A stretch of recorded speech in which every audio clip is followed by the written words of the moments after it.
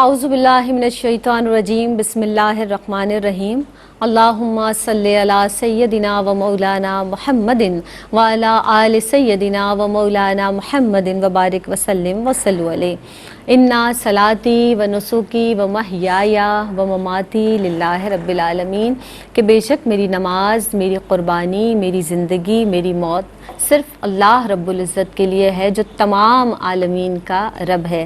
السلام علیکم ورحمۃ اللہ وبرکاتہ۔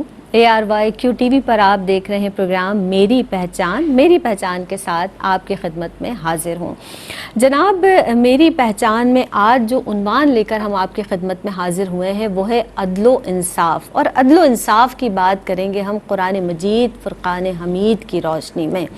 اب عدل و انصاف اس قدر خوبصورت اور اہم عنوان ہے، اور فی زمانہ بھی دیکھا جائے تو عدل و انصاف کی بہت زیادہ ضرورت بھی ہے، ہر دور میں ضرورت رہی ہے۔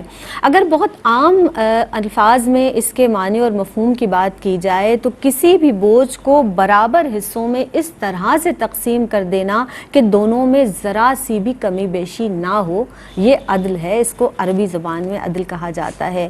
اور اللہ رب العزت کے جو صفاتی نام ہیں، جو 99 اسماء حسنہ ہیں، ان میں بھی عدل ہے۔ اللہ رب العزت کے جو صفات ہیں اس میں عدل والا یعنی پروردگار عالم سے بڑھ کر عدل والا کون ہو سکتا ہے؟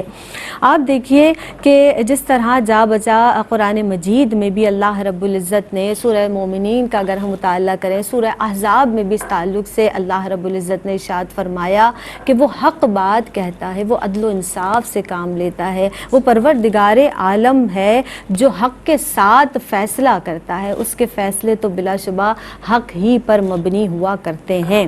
دنیا کا یہ سارا جو کارخانہ قدرت ہے، یعنی زمین سے لے کر آسمان تک، یہ کارخانہ قدرت جس طرح سے چل رہا ہے وہ وحدہ لا شریک ہے، وہ شہنشاہ کائنات ہے، وہ رب دو جہاں ہے، وہ انصاف کے ساتھ، سچائی کے ساتھ اس پورے کارخانہ قدرت کو چلا رہا ہے، اور یہی اس کی وحدانیت کی دلیل بھی ہے۔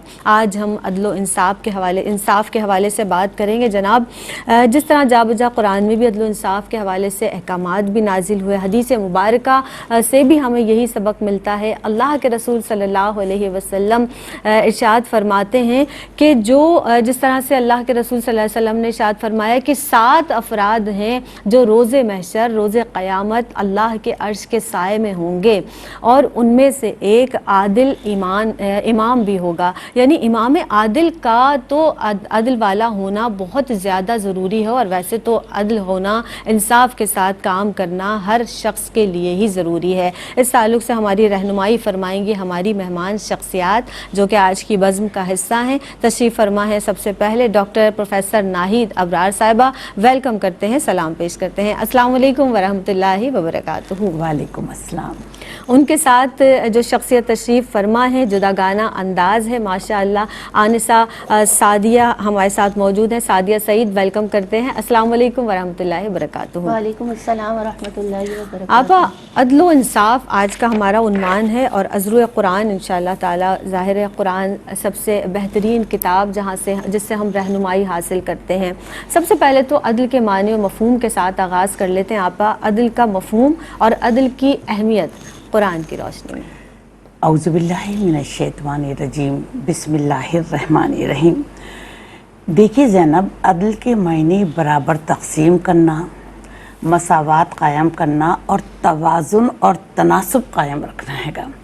کائنات کا سارا نظام عدل پر قائم ہے، اور عدل اللہ تعالیٰ کی صفت ہے۔ اور آپ یہ دیکھیے کہ عدل صرف انتظامی معاملات میں نہیں، دین اسلام نے ہمیں زندگی کے ہر معاملے میں عدل و انصاف سے کام لینے کا حکم دیا ہے۔ شیخ سعدی رحمۃ اللہ علیہ فرماتے ہیں کہ مجھے اللہ کے انصاف پر اس دن سے یقین آ گیا جس دن سے میں نے دیکھا کہ امیر اور غریب کے کفن ایک جیسے ہوں گے اور ان کی قبریں ایک جیسی ہوں گی۔ قرآن پاک میں اللہ تعالیٰ ارشاد فرماتا ہے کہ اے ایمان والوں، اللہ کی راستے پر قائم رہنے والے بنو، ایسا نہ ہو کہ کسی گروہ کی دشمنی تمہیں اس قدر مشتعل نہ کر دے کہ تم انصاف سے پھر جاؤ. عدل کرو, اللہ سے ڈر کر کام کرتے رہو, بے شک اللہ ہر چیز سے باخبر ہے. قرآن پاک میں اللہ تعالیٰ ارشاد فرماتا ہے کہ انصاف کرو, اللہ انصاف کرنے والوں کو پسند فرماتا ہے. قرآن پاک میں اللہ تعالیٰ ارشاد فرماتا ہے کہ جب فیصلہ کرنے بیٹھو تو انصاف سے فیصلہ کرو, چاہے معاملہ تمہارے رشتہ داروں کے درمیان کیوں نہ ہو. قرآن پاک میں اللہ تعالیٰ ارشاد فرماتا ہے کہ جو لوگ جب فیصلہ کرنے بیٹھیں تو فیصلہ انصاف کے ساتھ کریں. نبی کریم صلی اللہ علیہ وآلہ وسلم نے ارشاد فرمایا کہ ہر دن جس میں سورج طلوع ہوتا ہے انسان کے ہر جوڑ پر صدقہ واجب ہے, اور جو شخص دو لوگوں کے درمیان عدل کرے وہ بھی صدقہ ہے. نبی کریم صلی اللہ علیہ وآلہ وسلم نے فرمایا کہ عدل کرنے والے قیامت کے دن عرش الہی کے سائے میں ہوں گے. نبی کریم صلی اللہ علیہ وآلہ وسلم نے فرمایا کہ کچھ لوگ قیامت کے دن نور کے منبروں پر ہوں گے. تو صحابہ کرام نے کہا کہ یا رسول اللہ وہ کون لوگ ہوں گے؟ تو نبی کریم صلی اللہ علیہ وآلہ وسلم نے فرمایا کہ یہ وہ لوگ ہوں گے جب فیصلہ کرتے ہیں تو انصاف سے کرتے ہیں, اور زندگی کے ہر معاملے میں عدل و انصاف کا رویہ اختیار کرتے ہیں. دیکھیے, روم کا سفیر مدینے آیا تو اس نے لوگوں سے پوچھا کہ کہاں ہے تمہارا بادشاہ, کہاں ہے اس کا محل؟ تو اس نے کہا کہ لوگوں نے کہا کہ نہ تو ہمارا کوئی بادشاہ ہے, نہ تو ہمارا کوئی, نہ اس کا کوئی محل ہے, ہمارا تو ایک خلیفہ ہے جو پیچھے گلی میں گارے کا کام کر رہا ہے. جب وہ روم کا سفیر گیا تو دیکھا کہ حضرت عمر فاروق رضی اللہ تعالیٰ عنہ تپتی ہوئی ریت پر سو رہے ہیں. تو روم کے سفیر نے کہا کہ اے عمر, تو نے لوگوں کے ساتھ عدل و انصاف کیا تو تجھے تپتی ہوئی ریت پر نیند آ گئی. ہمارے حکمرانوں نے لوگوں کے ساتھ انصاف نہیں کیا, اس لیے مقبولی بستروں میں بھی ان کے نیند نہیں آتی. اسی طرح حضرت ابن عباس سے روایت ہے کہ حضرت علی کرم اللہ وجہہ کے پاس گئے, وہ کھجور کے پتوں سے بنا ہوا جوتا جوڑتے جا رہے تھے اور روتے جا رہے تھے. تو انہوں نے کہا کہ آپ یہ جوتا پہننا چھوڑ دیں. تو انہوں نے کہا نہیں, مجھے جوتا پہننے میں کوئی شرم محسوس نہیں ہوتی, پتہ نہیں میری رعایا میں سے کسی کے پاس یہ جوتا ہو یا نہ ہو. پھر آپ یہ دیکھیں کہ انہوں نے کہا کہ آپ رو کیوں رہیں؟ تو کہنے میں رو اس بات پہ رہا ہوں کہ میری رعایا میں سے کوئی رات میں بھوکا پیاسا نہ سویا ہو. اور آپ یہ دیکھیں کہ بیت المال میں جو بھی چیزیں آتی تھیں وہ رات کی تاریکی میں تمام امیر ہو غریب ہو ضرورت مند ہو سب میں وہ تقسیم کر دیتے تھے. زینب, عدل کتنا ہی گہرا اور مضبوط کیوں نہ ہوں, عدل و انصاف کی ایک کرن سے ہار جاتا ہے. اللہ تعالی ہمیں زندگی کے ہر معاملے میں عدل و انصاف اختیار کرنے کی توفیق عطا فرما. سبحان اللہ, سبحان اللہ. اب جس طرح سے قرآن مجید کی روشنی میں اور کچھ امثال سے بھی ہماری ڈاکٹر صاحبہ نے ارشاد فرمایا عدل و انصاف کے حوالے سے, بات کر لیتے ہیں اس ہستی کی رسول اللہ صلی اللہ علیہ وسلم جو تمام خصوصیات کی جامع ہیں. سعدیہ, آپ کی جانب یہ سوال پیش کروں گی کہ رسول اللہ صلی اللہ علیہ وسلم کے حوالے سے آپ بتائیے گا, آپ صلی اللہ علیہ وسلم کی سیرت مبارکہ کے تعلق سے عدل و انصاف کے حوالے سے اس پر روشنی ڈالیے گا. میں چاہوں گی سیرت النبی اور حدیث مبارکہ. اعوذ باللہ من الشیطان الرجیم, بسم اللہ الرحمن الرحیم. مولایا صلی وسلم دائما ابدا علی حبیبک خیر الخلق کلہم. عدل و انصاف انتہائی خوبصورت موضوع اور دین اسلام کا ایک نمایاں پہلو کہ جس پر اگر آج کے دور میں دیکھا جائے تو عمل بہت کم ہے اور بہت کم جگہوں پر وہ عمل ہو رہا ہے, اور اس کی ضرورت ہے. اس ٹاپک کو بھی ڈسکس کرنے کی ضرورت تھی اور ان امور کو بھی ڈسکس کرنے کی ضرورت تھی کہ ہمارے پیارے آقا صلی اللہ علیہ وآلہ وسلم کی سیرت مطہرہ ہم سے کیا تقاضا کرتی ہے. اگر آقا علیہ الصلوۃ والسلام کی سیرت مطہرہ کا مطالعہ کیا جائے تو ہمیں پتہ چلتا ہے کہ آقا علیہ الصلوۃ والسلام نے فرمایا سب سے خوبصورت حدیث مبارکہ کہ انصاف کرنے والا, عدل کرنے والے نور کے ممبروں پر ہوں گے. اور وہ ہوں گے کس لیے؟ کیونکہ وہ اپنے جو ان کے ماتحت لوگ تھے ان کے ساتھ بھی عدل و انصاف کرتے تھے, حکومتی سطح پر بھی کرتے تھے, اور جو ان کے فرائض تھے اس کو بھی وہ ادا کرتے تھے بخوبی. اس لیے وہ نور کے ممبر پر ہوں گے, اور وہ نور کا ممبر اللہ رب العزت کے دائیں جانب سجایا جائے گا. سبحان اللہ. اب آپ یہ دیکھیے کہ آقا علیہ الصلوۃ والسلام نے یہ بھی فرمایا کہ کوئی شخص حکومتی عہدے کو لینے کے لیے سرگرم ہو کہ یہ مجھے مل جائے، اور پھر وہ اس حالت میں مر جائے کہ اس نے اس کے فرائض ادا نہ کیے ہوں اور حقوق میں خیانت کی ہو، تو اللہ رب العزت اس پر جنت کو حرام فرما دے گا۔ پھر آقا علیہ الصلوۃ والسلام نے یہ بھی فرمایا، حضرت ابو ہریرہ رضی اللہ تعالیٰ عنہ سے بیان کیا کہ دیکھو اگر اللہ رب العزت تمہاری عمر دراز کرے تو ایک وقت ایسا آئے گا کہ لوگوں کے ہاتھ میں گائے کی دم کی مانند ایک چیز جسے کوڑے کہتے ہیں وہ ہوں گی، اور اللہ رب العزت کے غضب میں ان کی صبح ہوگی اور شدید ناراضگی میں ان کی شام گزرے گی۔ اور پھر آقا علیہ الصلوۃ والسلام نے یہ بھی فرمایا کہ جو لوگوں پر حکمرانی کرتے ہیں، جو حکم نافذ کرتے ہیں، تو قیامت کے دن ایک فرشتہ ان کو گدی سے ایسے پکڑے ہوئے ہوگا کہ اللہ رب العزت اسے ان کے لیے حکم دے تو وہ دوزخ کے ایسے گڑھے میں ڈال دیں کہ جس کی مسافت 40 سال تک چلنے میں بھی پوری نہ ہو۔ اور پھر آقا علیہ الصلوۃ والسلام نے یہ بھی فرمایا کہ قاضی 3 طرح کے ہیں، ایک جنت میں جائے گے، 2 دوزخ میں۔ تو آقا علیہ الصلوۃ والسلام نے یہ بھی فرما دیا کہ جس کو دین اسلام کے سارے امور کے بارے میں پتا ہو، وہ عدل و انصاف کرتا ہو، وہ جنت میں جائے گا۔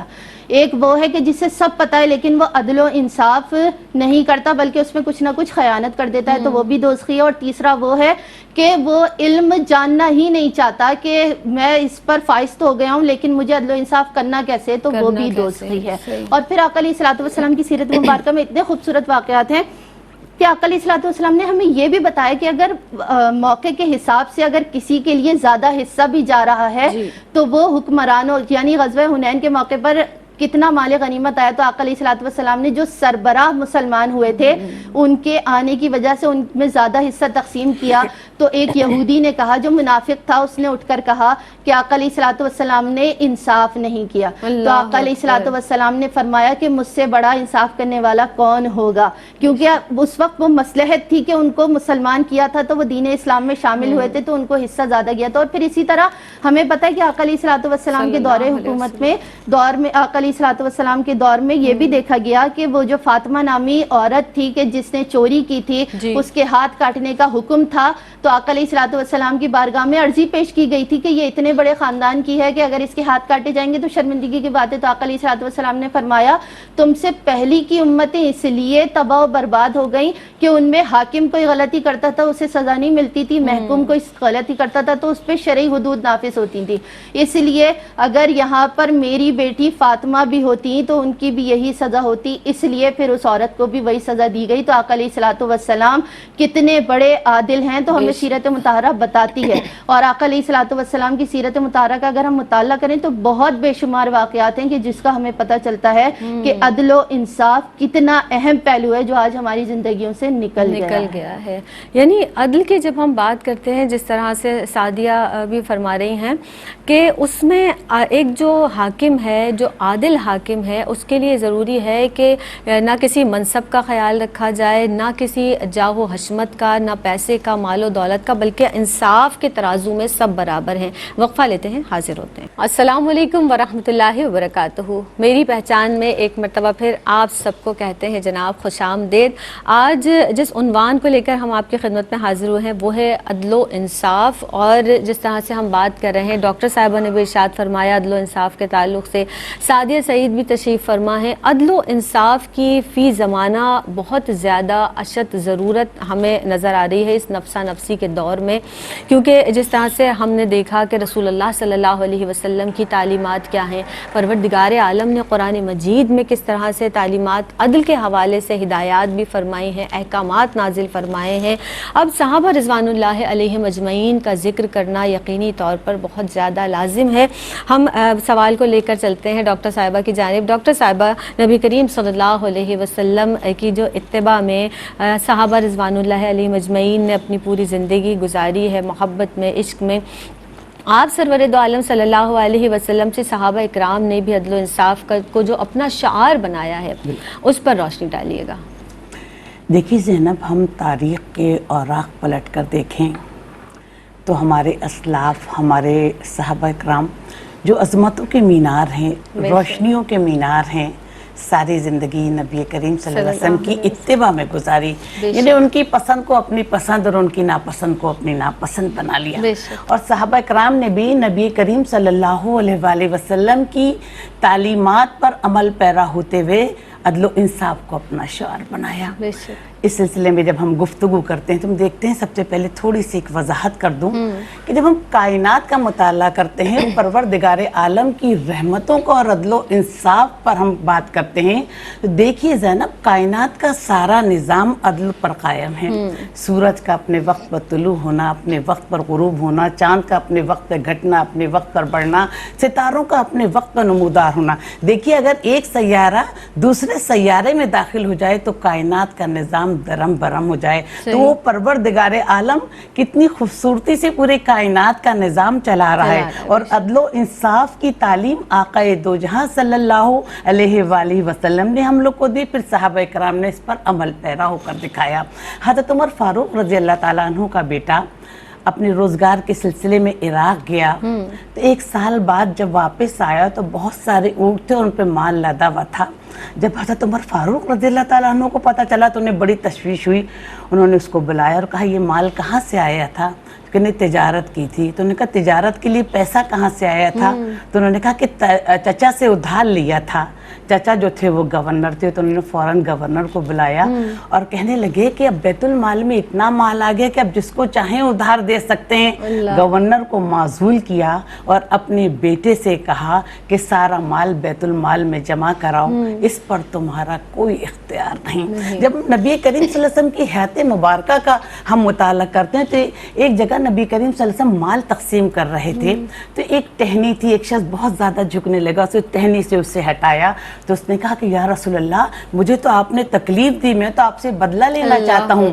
تو نبی کریم صلی اللہ علیہ وسلم کھڑے ہو کر کہا لو تم مجھ سے بدلہ لو۔ یعنی عدل و انصاف کے معاملے میں نبی کریم صلی اللہ علیہ وآلہ وسلم نے اپنے آپ کو بھی مستثنی قرار نہیں دیا۔ اسی طرح حضرت علی کرم اللہ وجہ کی ایک مرتبہ ذرہ چوری ہو گئی، جب وہ بازار گئے تو دیکھا کہ وہ ذرہ یہودی فروخت کر رہا ہے، تو انہوں نے اس یہودی سے کہا کہ یہ تو میری ہے، تو اس نے ماننے سے انکار کر دیا۔ دیکھیے زینب، قابل توجہ بات ہے کہ خلیفہ تھے، چاہتے تو اسے گرفتار کر سکتے تھے، انہوں نے نہیں کیا ایسا، اور قاضی کی عدالت میں مقدمہ دائر کیا، دونوں کو بلایا گیا۔ تو حضرت علی سے کہا گیا کہ آپ اپنی کوئی گواہی لائیں، تو وہ بیٹے کو لے گئے، تو انہوں نے کہا نہیں، بیٹے کی گواہی قبول نہیں کی جائے گی، اور فیصلہ جو تھا وہ یہودی کے حق میں ہو گیا۔ تو اس پر بہت زیادہ سب پریشان ہوئے، اس لیے کہ یہودی نے ذرہ چوری کیا تھا۔ لیکن جب یہودی نے یہ دیکھا کہ ذرہ بھی میں نے چوری کیا، فیصلہ بھی میرے حق میں ہو گیا، آپ خلیفہ بھی ہیں، آپ نے مجھ سے کوئی بدلہ بھی نہیں لیا، تو انہوں نے قاضی کے سامنے وہ ذرہ حضرت علی کو واپس کیا، اور عدل و انصاف کو دیکھتے ہوئے ایمان کی دولت سے مالا مال ہوا۔ اسی طرح جب عدل و انصاف کی بات ہو، اور میں حضرت عمر فاروق رضی اللہ تعالیٰ عنہ کا ذکر نہ کروں کہ وہ شہر کی حفاظت کے لیے رات میں شہر کا گشت لگایا کرتے تھے اور بھیس بدل کر لگاتے تھے۔ کتنا بڑا معاملہ ہے عدل و انصاف کا کہ کوئی ہمیں پہچان نہ لے۔ ایک گھر سے بچوں کے رونے کی آواز آ رہی تھی، انہوں نے دروازے پہ دستک دی کہ یہ بچے کیوں رو رہے ہیں؟ تو اس عورت نے دروازہ کھولا اور کہا کہ میں ایک بیوہ عورت ہوں، میرے بچے بھوک اور پیاس سے رو رہے ہیں۔ تو انہوں نے کہا ہنڈیا کیسے پک رہی ہے؟ تو انہوں نے کہا کہ سادہ پانی ہے تاکہ بچوں کو تسلی تشفی ہو جائے کہ میری ماں مجھے کچھ دیر بعد کھانا دے گی۔ تو حضرت عمر فاروق رضی اللہ تعالیٰ عنہ سن کر روتے رہے۔ تو اس عورت نے کہا کہ اگر دیکھیے حضرت عمر فاروق کے دور میں ہمارے ساتھ کیا ظلم ہو رہا ہے۔ تو حضرت عمر فاروق نے کہا کہ کچھ دیر رکو، میں ابھی آتا ہوں۔ بیت المال سے اناج کی بوری لے کر آئے، تو لوگوں نے کہا لائیے یہ بوجھ ہمیں دے دیں۔ تو حضرت عمر فاروق رضی اللہ تعالیٰ عنہ نے فرمایا کہ قیامت کے دن تم میرا بوجھ اٹھاؤ گے۔ اس گھر میں لے کر آئے، کھانا بنایا، بچوں کو اپنے ہاتھ سے کھلایا۔ تو اس عورت نے کہا کہ آپ کو خلیفہ ہونا چاہیے تھا، آپ کتنے رحم دل ہیں۔ تو حضرت عمر فاروق رضی اللہ تعالیٰ عنہ خاموش رہے۔ نے کہا کہ عورت نے کہا کہ آپ نے ہماری تواضع اتنی کی تو ہم آپ کے لیے کیا کریں؟ تو حضرت عمر فاروق نے کہا کہ روز محشر تم اللہ سے میری شکایت مت کرنا۔ تو دیکھیں کہ اگر آج کل کے دور میں ہم دیکھتے ہیں کہ لوگ چھوٹی چھوٹی سی چیزوں میں، رشتوں میں بھی عدل و انصاف کے تقاضوں کو پورا نہیں کرتے۔ حضرت عمر بن عبدالعزیز نے اپنے ہاتھ میں ایک مہنگی انگوٹھی پہنی تھی، اس میں ایک مہنگا نگینہ لگا ہوا تھا۔ تو لوگوں نے جب ملک میں قحط پڑا تو انہوں نے نگینہ بھیج دیا۔ تو لوگوں نے کہا یہ نگینہ آپ دوسرا کہاں سے لائیں گے؟ تو انہوں نے کہا کہ عوام کا سکھ چین اس نگینے سے بڑھ کر ہے، نگینہ بیچ دیا تو کوئی بات نہیں، دوبارہ آ جائے گا، لیکن میں نے بیچ کر لوگوں کی ضروریات پوری کی۔ تو عوام کا سکھ چین اور عوام کو سکھ چین مہیا کرنا ایک اب مالک کا بھی فرض ہے کہ وہ اپنی رعایا کا خیال رکھے اور انصاف کے تقاضوں کو ملحوظ خاطر رکھے، جیسے کہ ہمارے صحابہ اکرام اور آقا دو جہاں صلی اللہ علیہ وسلم نے زندگی کے ہر معاملے میں رکھا۔ سبحان اللہ۔ آپا دیکھیں خلیفہ وقت ہیں، اور جس طرح سے خلفائے راشدین کے تمام ہی ادوار کی اگر ہم بات کرتے ہیں تو عدل و انصاف وہاں پر نظر آتا ہے۔ اسی طرح سے قاضی کی عدالت میں خلیفہ کا پیش ہو جانا کس قدر بڑی مثال ہے، اور ہمارے لیے یقینی طور پر اس طرح سے اگر قانون کو نافذ کیا جائے اور امپلیمنٹ کیا جائے تو ہر ایک کو انصاف ضرور ملے گا۔ رسول اللہ صلی اللہ علیہ وسلم کی تعلیمات کے حوالے سے اس طرح بتایا، صحابہ کے تعلیمات جو ہم تک پہنچی ہیں، آپ دیکھیے کہ قرآن مجید فرقان حمید میں بھی جو تعلیمات ہیں وہ تمام انبیاء علیہ الصلوۃ والسلام کی جو بعثت کا مقصد تھا وہ عدل کا قیام ہی تھا، عدل و انصاف کا قیام ہی تھا۔ میں چاہوں گی سعدیہ اس حوالے سے آپ کچھ روشنی ڈالیے گا۔ بسم اللہ الرحمن الرحیم۔ قرآن پاک میں اللہ رب العزت نے ارشاد فرمایا، مفہوم آیت ہے کہ آقا علیہ الصلوۃ والسلام کو مخاطب کر کے کہ آپ کو عدل و انصاف کے لیے ہی بھیجا گیا ہے، اور پھر دیگر انبیاء کرام علیہم الرضوان کے لیے بھی آیت مبارکہ میں یہی بات آئی ہے کہ اللہ رب العزت نے ہر امت کے لیے ایک رسول بھیجا، اور جب رسولوں کو بھیجا تو ان کا مقصد یہ تھا کہ وہ امتوں میں عدل و انصاف کو قائم کریں، اور ایسا عدل و انصاف قائم کیا کہ ان پر کبھی کوئی ظلم نہیں کیا۔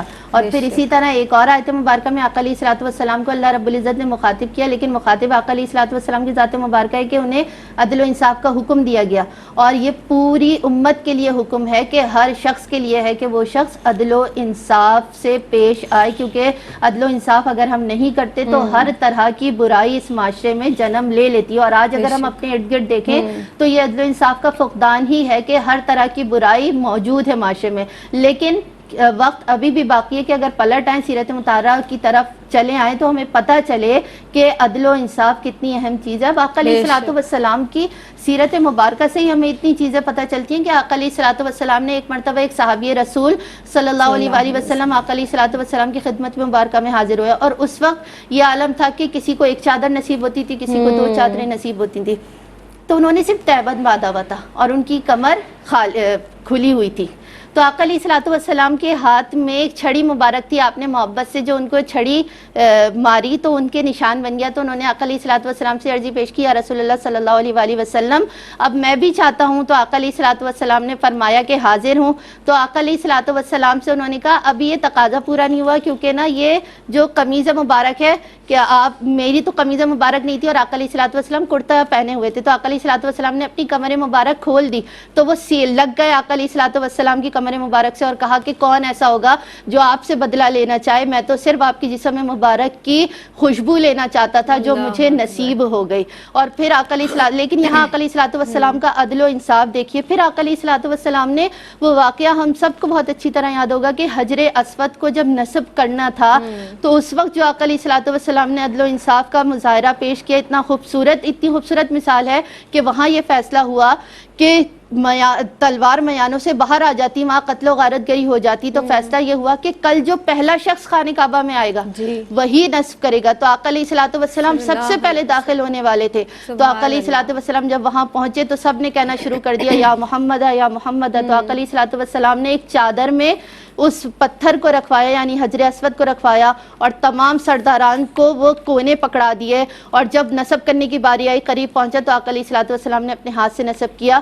تو یوں آقا علیہ الصلوۃ والسلام نے ایسا خوبصورت عدل فرمایا کہ کسی میں کوئی جھگڑا نہیں ہوا، کوئی لڑائی نہیں ہوئی، اور سب نے مل کر اس پتھر کو نصب کر دیا، کیونکہ سب کا یہی تھا کہ ہم بڑے ہیں تو ہم نصب کریں گے، اور اس خوبصورت فیصلے سے سب میں برابری سے وہ ایک چیز تقسیم ہو گئی اور سب نے وہ شرف اپنے نام لکھوا لیا۔ یعنی آپ یہ دیکھیے کہ آقا علیہ الصلوۃ والسلام کی سیرت مبارکہ اور تمام انبیاء کرام جب اپنی اپنی امتوں پر نافذ ہوئے تو ہر انبیاء نے اپنی امت کے ساتھ اسی طرح انصاف کیا جیسے حکم باری تعالیٰ تھا، اور آقا علیہ الصلوۃ والسلام سب سے بڑے منصف ہیں، ہر معاملے میں آقا علیہ الصلوۃ والسلام نے انصاف کیا۔ اور جب آقا علیہ الصلوۃ والسلام نے اتنا خوبصورت نظام عطا کیا تو ہم نے دیکھا کہ صحابہ کرام، ہمارے اسلاف، ہمارے صالحین، سب کے اندر وہ صفت موجود تھی۔ آقا نے اتنی خوبصورتی سے وہ بیان کر دیا کہ بیان کرنا اس معاملات کو تو میں بیان نہیں کری، لیکن میں یہ بتا رہی ہوں کہ جو سرکار کی سیرت پہ چلتا ہے اس کا نام اس وقت سے لے کر آج تک اور قیامت تک زندہ رہے گا۔ تو اگر آج ہم اس طرف پلٹ آئیں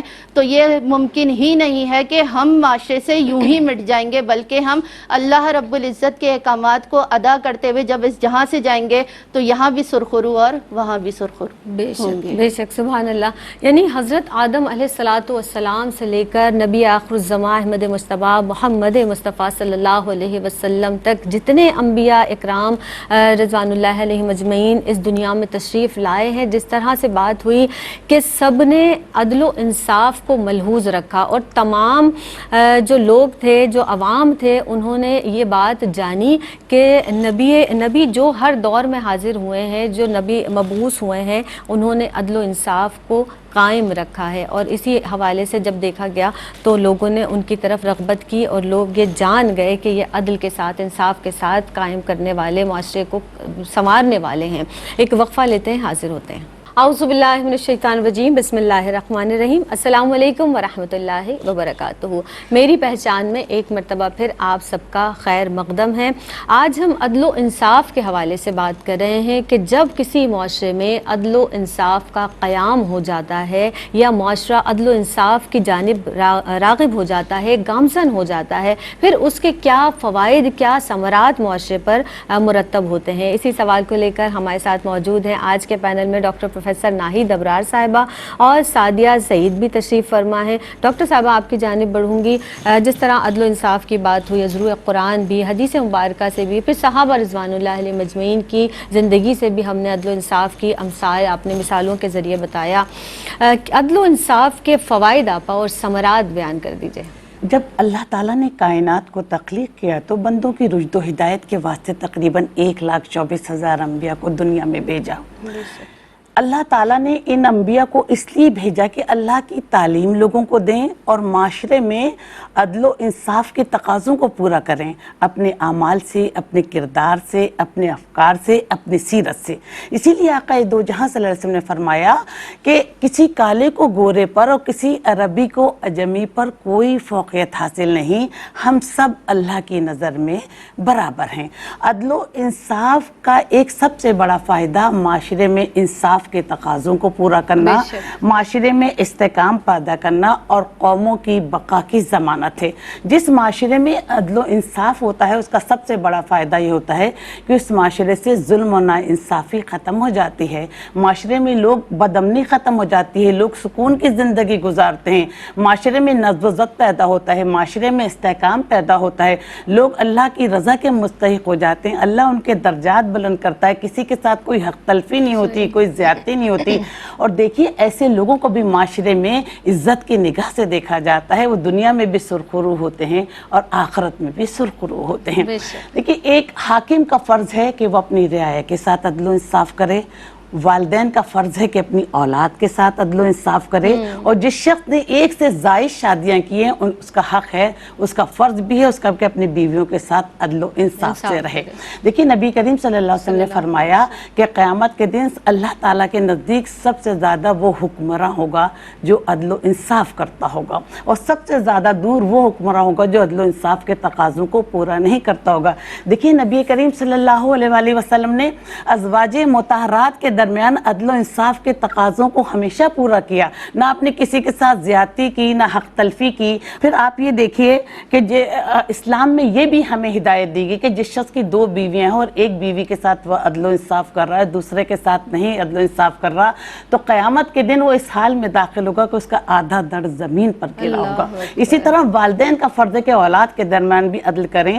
ہم فی زمانہ معاشرے میں دیکھتے ہیں کہ بیٹیوں کو ترجیح نہیں دی جاتی، بیٹیوں پر بیٹوں کو ترجیح دی جاتی ہے، تو نبی کریم صلی اللہ علیہ وآلہ وسلم نے فرمایا کہ جس شخص کی بیٹیاں ہوں پھر بیٹا بھی تو بیٹوں کو زیادہ ترجیح دے تو ایسا شخص جو ہے وہ جنت میں داخل نہیں ہوگا۔ دیکھیں نعمان بن بشیر کے والد نے اپنا کچھ حصہ اپنے بیٹے کے نام کر دیا، تو ان کی والدہ محترمہ نے کہا کہ جب تک میں نبی کریم صلی اللہ علیہ وسلم سے مشورہ نہیں کروں گی میں اس بات پر کوئی بات مانوں گی نہیں یا فیصلہ نہیں کروں گی۔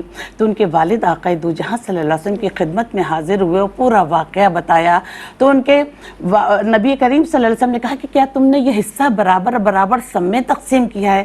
تو انہوں نے کہا نہیں. تو کہا کہ اللہ سے ڈرو اور اولاد کے درمیان عدل کرو. تو انہوں نے اپنا وہ فیصلہ واپس لے لیا. حضرت علی کرم اللہ وجہہ ایک مرتبہ گھر میں تشریف فرما تھے اور سرکاری امور کے کام نپٹا رہے تھے. چراغ جلا ہوا تھا. ایک شخص نے دروازے پہ دستک دی تو حضرت علی کرم اللہ وجہہ نے پوچھا کہ ذاتی کام کے لیے آئے ہو یا سرکاری کام کے لیے؟ تو اس نے کہا ذاتی کام کے لیے. تو آپ نے چراغ گل کر دیا کہ ذاتی کام کے لیے سرکاری چراغ نہیں چل سکتا. اسی طرح آقا دو جہاں صلی اللہ علیہ وسلم نے کسی یہودی کے لیے کچھ قرض مانگا تو جب واپسی کا تقاضا کرنے آئے تو اس نے تھوڑا سا اپنا سخت رویہ رکھا تو صحابہ اکرام کو بہت غصہ آیا. تو نبی کریم صلی اللہ علیہ وسلم نے کہا غصہ مت کرو، یہ اس کا حق ہے جو اپنا حق لینا آئے گا. تو خولہ بنت قیس سے کہا کہ تم یہ قرض واپس کر دو، میں بعد میں تمہیں دے دوں گا. اس کو عزت دی، اس کو کھانا کھلایا تو وہ بہت خوش ہوا. تو نبی کریم صلی اللہ علیہ وآلہ وسلم نے فرمایا کہ اللہ تعالیٰ عدل و انصاف کرنے والوں کو پسند کرتا ہے، اور جو لوگ دنیا میں کسی کا حق ادا کرتے ہیں عدل و انصاف کے تقاضوں کو مد نظر رکھتے ہوئے تو دنیا میں بھی سرخرو ہوتے ہیں اور آخرت میں بھی سرخرو ہوتے ہیں. تو اللہ تعالیٰ سے یہی دعا ہے کہ اللہ تعالیٰ ہمیں انفرادی معاملات میں، اجتماعی معاملات میں، چاہے ہمارے گھر کا مسئلہ ہو، چاہے ساس سسر کا مسئلہ ہو، چاہے میاں بیوی کے درمیان جائیداد کا کوئی مسئلہ ہو، چاہے بہن بھائیوں کے درمیان کوئی مسئلہ ہو، تو حق و انصاف کے تقاضوں کو پورا کرنے کی توفیق عطا فرما اور عدل و انصاف کے ہر تقاضے کو اپنی زندگی کے ہر معاملے میں ہم ملوز خاطر رکھیں تاکہ ہماری دنیا بھی سنور جائے اور آخرت بھی سنور جائے. بے شک، اللہم آمین. سعدیہ، جس طرح سے عدل کا تقاضا ہے، ہم مستقل اول وقت سے یہ بات کر رہے ہیں، ملکی سطح پر بھی دیکھا جائے، معاشرتی سطح پر بھی دیکھا جائے تو عدل ناگزیر ہے. اس اعتبار سے میں چاہوں گی کہ اس تناظر میں آپ کیا دیکھتی ہیں عدل کی اہمیت کے حوالے سے، عدل کی ضرورت کے حوالے سے؟ فرمائیے گا. بسم اللہ الرحمن الرحیم. حضرت داتا علی حجویری اور امام غزالی علیہ رحمہ نے بیان یہ کیا ہے، ان کی بات کا مفہوم یہ ہے کہ کسی بھی چیز کو اس کے صحیح مقام پہ رکھ دینا عدل ہے. اور حضرت سید سلمان ندوی نے بیان کیا ہے کہ کوئی بھی بات کریں عدل یہ ہے کہ یا کوئی بھی آپ کام کر رہے ہوں، کوئی بھی بات یا کوئی بھی کام کریں تو اس کے میزان کو جھکنے نہ دیں، یہ عدل ہے.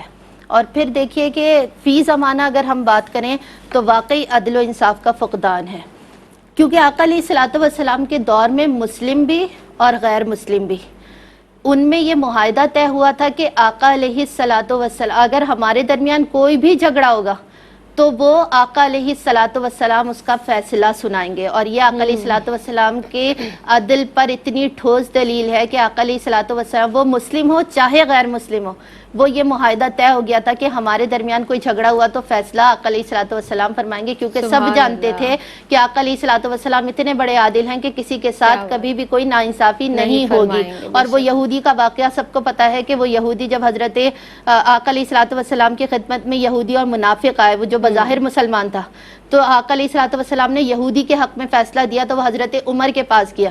تو یہودی نے کہا سرکار دو عالم صلی اللہ علیہ وسلم میرے لیے فیصلہ دے چکے. تو حضرت عمر نے فرمایا کہ آپ لوگ یہاں کھڑے رہے ہوں، فیصلہ میں کرتا ہوں. اور آپ کی تلوار نے وہ فیصلہ کیا تھا کہ جس نے سرکار کے حکم کو نہیں مانا تو اس کا انجام پھر عمر کے نزدیک یہی ہے. تو ہمارے معاشرے میں تو اگر آج کل دیکھا جائے، آقا علیہ الصلوۃ والسلام کی سیرت کا ہم مطالعہ نہیں کرتے، ہم آج کل اگر دیکھیں تو ہر جگہ عدل و انصاف کا فقدان ہے. آج ہماری جو قومی حالت ہے، جو معاشرتی حالت ہے، ہر چیز تباہ کیوں ہو رہی ہے؟ کیونکہ امیر امیر تر ہو گیا ہے اور غریب غریب تر ہو گیا ہے. پھر امیر کو جو سہولیات ہیں وہ غریبوں کو سہولیات موجود نہیں ہیں. جبکہ دیکھیے مرنا ایک ہی لباس میں ہے، قبر اتنی ہی بننی ہے، سب کی جانا اس دنیا سے خالی ہاتھ ہے. لیکن جو شخص امیر ہو وہ یہ غریبوں کا حق ادا نہیں کرتا. جب حق ادا نہیں کرتا تو عدل و انصاف کیسے قائم ہو سکتا ہے معاشرے میں؟